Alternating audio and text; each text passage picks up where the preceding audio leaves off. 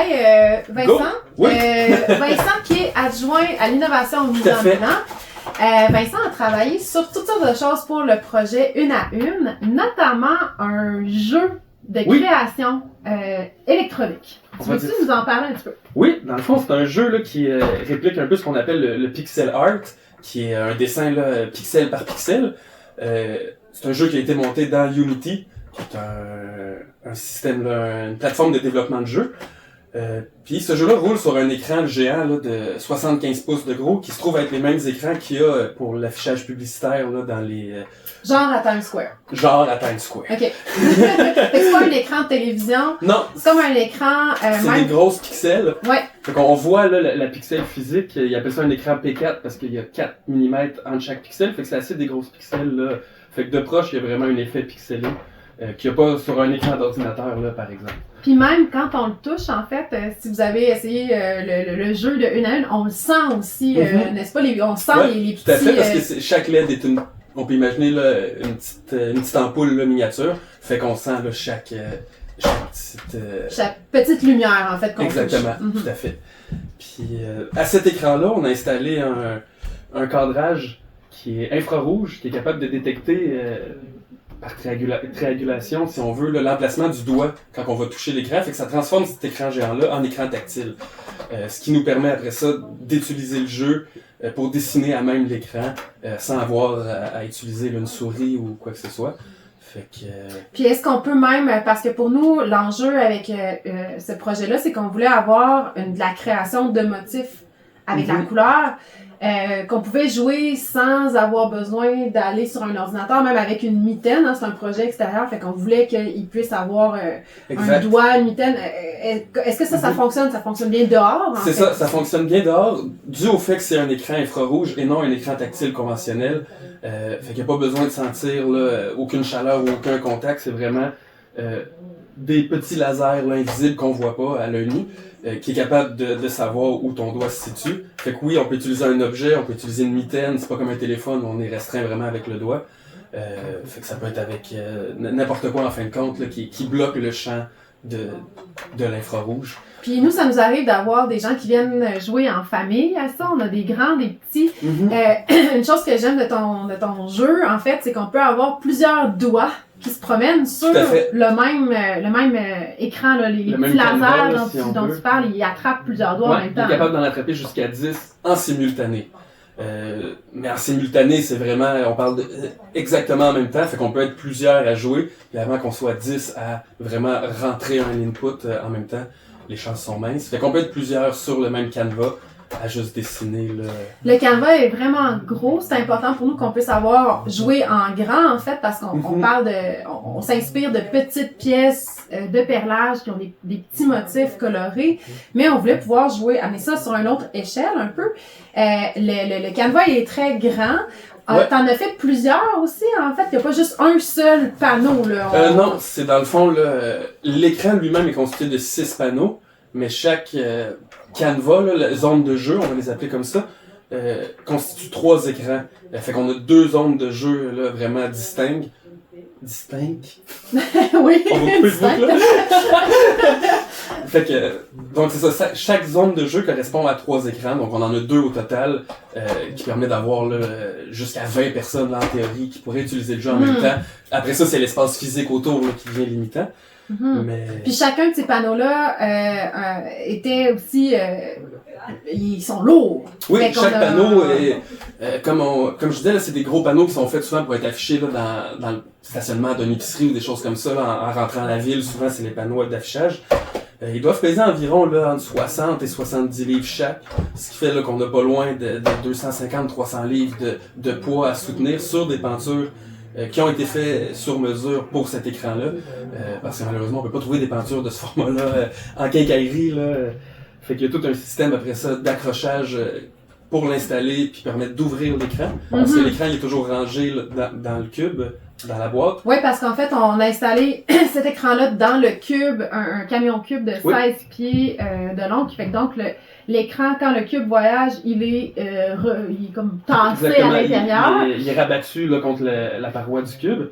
Puis quand l'activité est déployée, ben là, on ouvre l'écran, qui se trouve à prendre là, tout l'espace en arrière là, du cube là, quand on ouvre la grande porte. Ben là, l'écran, il se trouve à prendre tout cet espace-là. Puis au-delà de ça, il y a toute la question du matériel, là, du hardware, est-ce que vous avez un peu travaillé, bon, les écrans comme ça, le côté tactile que vous avez généré avec les cadres, les pentures, il y a tout ça, là, la question du poids pour pas que ça tombe sur le public qui est en train de jouer, c'est important pour nous, la sécurité. Mais il y a toute la question aussi de l'application elle-même aussi, là, ce jeu-là, tu nous parlais du pixel art, mais veux-tu nous expliquer qu'est-ce que tu as fait pour que ça fonctionne? Ouais, dans le fond, c'est comme je l'ai dit vite fait, ça a été fait dans Unity, là, qui est une plateforme de développement de jeux vidéo, mais qui sert à faire toutes sortes d'applications. Puis moi, dans le fond, ce que j'ai fait, c'est que j'ai créé une série de boutons, si on veut, là. J'ai oublié le nombre exact, là, mais je pense qu'il y a environ là, peut-être 500 boutons là, qui se trouvent être juste des petits carrés blancs.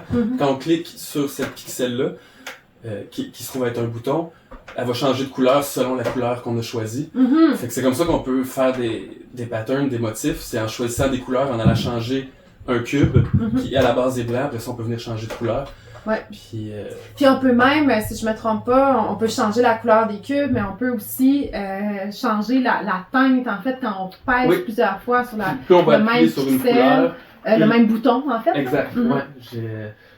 Plus on va appuyer sur ce bouton-là, plus l'opacité de la couleur va changer. Fait qu'on va aller de plus pâle à plus foncé pour la même teinte de couleur. Fait que c'est vraiment pour permettre aux gens d'avoir une plus grande variété de couleurs au travers de la même sélection là, initiale d'une dizaine de couleurs qu'on avait. On a plein de gens qui l'ont essayé. Ce jeu-là, il est en circulation depuis plusieurs semaines dans des festivals hivernaux. Puis on a des tout petits comme des grands, en fait, qui se sont amusés à créer des œuvres avec ça.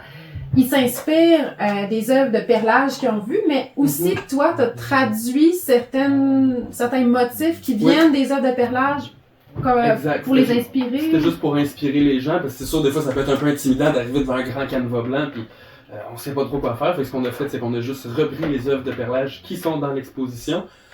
J'ai repris des petites sections que j'ai refaites avec l'application, juste pour donner une idée aux gens de qu'est-ce qui est possible de faire. Puis après ça, là, c'est vraiment place à l'imagination. On va voir qu'est-ce que les gens vont continuer à créer. Est-ce que tu penses que ce jeu-là, là, on l'a créé pour le camion, spécifiquement pour la tournée une à une? Ça serait quoi d'autres développements qu'on pourrait penser pour amener? Est-ce que c'est quelque chose qu'on peut utiliser sur d'autres appareils? Est-ce qu'il y a d'autres... Le jeu lui-même, pour l'application elle-même, elle peut fonctionner sur n'importe quel appareil, c'est-à-dire un ordinateur, un téléphone intelligent, une tablette. C'est vraiment... ça a été fait pour fonctionner sur toutes les plateformes qui existent. Fait que oui, le jeu pourrait vivre ailleurs que dans le camion. Il n'est pas restreint à ce système-là. Nous, on utilise des ordinateurs là, qui sont cachés dans le camion pour permettre aux écrans là, de fonctionner. Mais on pourrait avoir le jeu à la maison là, sur le téléphone si on voudrait... faire des petits dessins, là, durant nos pauses. Durant nos pauses, par exemple, oui. Une dernière question pour toi, Vincent. Dans le processus d'innovation que vous avez, c'est un processus qui est quand même assez long. Vous avez travaillé dessus combien de temps à peu près? C'est dur à dire vite comme ça, mais je dirais un bon, là, je dirais là, un bon 4 à 6 mois là, d'innovation. C'est sûr, il y a différentes étapes, là, c'est pas à tous les jours sur une chose en particulier, mais... 4 à 6 mois de travail. Puis ça serait quoi, mettons, ça aurait été quoi le plus grand défi ou sur quoi, est-ce qu'il y a des choses sur lesquelles vous êtes buté spécifiquement sur cet aspect-là, mettons des innovations, est-ce que vous avez eu des défis? Je t'avoue, le point de vue programmation, c'est sûr, c'est toujours une activité le fun là, qui vient avec plein de défis puis d'embûches. Mais je pense qu'un truc qui était pas nécessairement un défi initialement, mais que j'ai peut-être sous-estimé, c'est de soutenir ces écrans-là, comme on a dit, qui pèsent. Qui sont super lourds. Fait que c'est au moment où on est venu pour les installer, là on a compris l'ampleur de qu'est-ce que c'est d'avoir un écran de 75 pouces de gros par 75 pouces qui pèse 300 livres. Mais... Puis est-ce que vous avez eu des choses qui vous ont inspiré particulièrement dans le processus, mettons, est-ce que vous êtes, je pense, entre autres, autant pour le choix des matériaux que des choses sur quoi vous êtes basé, parce qu'on a... Personnellement, j'ai jamais vu un jeu de pixel art géant. Au début, on avait même parlé peut-être d'aller vers un jeu de Light Bright, mais qu'est-ce qui vous a inspiré un peu ces choses-là? Est-ce qu'il y a des choses qui vous ont... C'est une excellente question. Je pense que c'est vraiment une espèce de... d'éboulement d'idées là, qui a mené à ça, mais je pense pas que ça a été une idée là, comme ça là, de... Ça s'est fait petit à petit. Ouais, ça s'est fait petit à petit. Il y a eu l'idée de... Il fallait une solution qui était extérieure, tu sais, qui pouvait endurer toutes les météos. Fait que c'est sûr, là, après ça, on enlève tout ce qui est projecteur, écran de télé conventionnel, tout ça, c'était sorti du bain. Alors, on s'est rabattu sur les écrans qu'on appelle là en anglais les écrans P4, là, P4, qui sont les écrans publicitaires, les panneaux publicitaires, mais après ça, c'était l'enjeu de le convertir en tactile. Fait que ça a vraiment été une suite de décisions qui ont mené à ça, mais ça n'a pas été il n'y a pas une révélation là, d'une soirée où c'est ça qu'on va faire. Ça a vraiment été, comme tu dis, au début, c'était Light Bright, on voulait pouvoir faire des patterns avec des lumières. On s'est rendu compte que peut-être la façon la plus simple, c'était d'avoir de le faire virtuellement plus qu'avec des lumières là, physiques. Là. Fait que je pense que ça a été ça.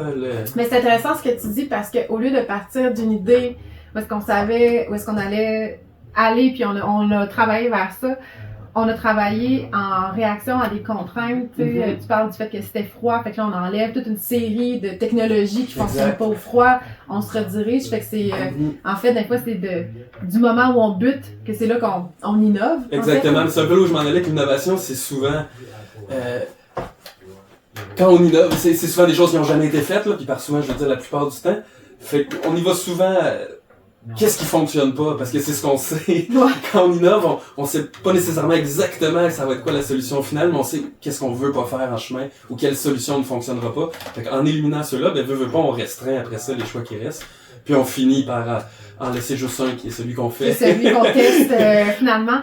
Y a-t-il une chose que t'as appris, que tu savais pas, mettons, au début du processus, puis qu'à la fin, maintenant, t'as appris? Parce que, Vincent est un grand autodidacte qui apprend à travers le processus, mais y a-t-il quelque chose que tu as découvert? J'avais jamais, mettons, j'ai pas eu de grande révélation, mais j'avais jamais travaillé avec ces écrans-là, parce que c'est pas nécessairement un écran conventionnel, c'est-à-dire que, de mémoire, là, je pense que j'ai 480 pixels par 480 pixels, tandis qu'un écran conventionnel, comme ça, on est aux alentours de 1080, tu sais, fait qu'il y a vraiment une bonne différence. Mais on affiche une image qui contient quand même 1080 pixels par 1080 pixels. Fait qu'il y a cette conversion-là de garder une résolution d'image qui sort de l'ordinateur là, en HDMI, puis de convertir ça dans une résolution qui est encore plus basse que la résolution standard là, de VGA ou même des qualités inférieures. Fait que je pense que ça a été ça l'espèce le plus grand apprentissage, là, de travailler avec ces résolutions-là. C'est pas quelque chose que j'avais fait souvent. Puis de garder, tu sais, souvent, mettons, je travaillais à l'ordinateur, j'amenais le jeu sur le grand écran. Des petits détails, on les voyait juste plus, ou la forme, je perdais tout son sens une fois agrandi sur écran. Ouais, parce qu'on l'agrandit, mais c'est contre-intuitif parce qu'on rapetisse la quantité de détails qu'on peut avoir. Parce que l'écran il est plus gros, mais le nombre de pixels est plus petit, fait qu'on a moins de détails par centimètre vraiment. Puis en plus, quand on l'agrandit, là, tout devient vraiment frappant. Chaque petit détail qui est pas nécessairement adéquat là, va ressortir. Là. Fait que je pense que ça a été ça. Ça a été au niveau, je sais que c'est un peu banal, au niveau de la résolution des écrans. Ça a été mon apprentissage. C'est intéressant. Merci beaucoup, Vincent. Ça fait plaisir.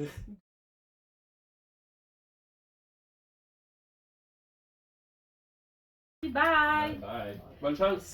OK. Laisse-les... J'aille ça!